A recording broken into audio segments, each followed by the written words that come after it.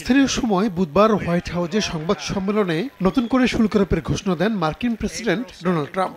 এদিন ১৮৫টি দেশ ও অঞ্চলের উপর শুল্ক আরোপ করেন তিনি। ট্রাম্পের এই সিদ্ধান্তে বাংলাদেশি পণ্যের উপর শুল্ক বাড়িয়ে ৩৭% করা হয়েছে।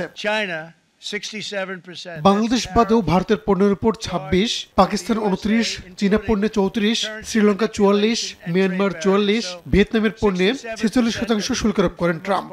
এশিয়ায় যুক্তরাষ্ট্রের মিত্র দেশগুলোর বিরুদ্ধেও ব্যবস্থা নিয়েছেন মার্কিন প্রেসিডেন্ট। সবচেয়ে বেশি কম্বোডিয়ার পণ্যে শুল্ক আরোপ করেছেন তিনি। বুধবার মধ্যরাত থেকেই কার্যকর হবে এই সিদ্ধান্ত।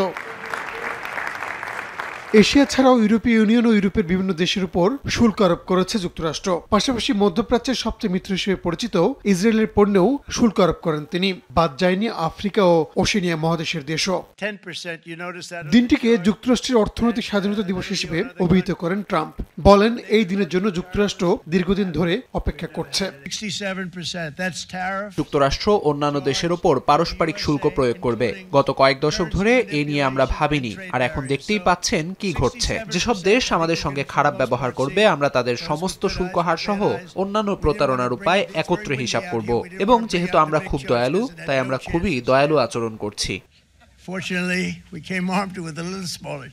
ট্রাম্পের শুল্ক আরোপের পর থেকেই প্রতিক্রিয়া জানাতে থাকেন বিশ্ব নেতারা। পাল্টা ব্যবস্থার ঘোষণা দিয়েছেন কানাডার প্রধানমন্ত্রী। মার্কিন শুল্ক আরোপকে অত্যন্ত দুঃখজনক বলছে জাপান।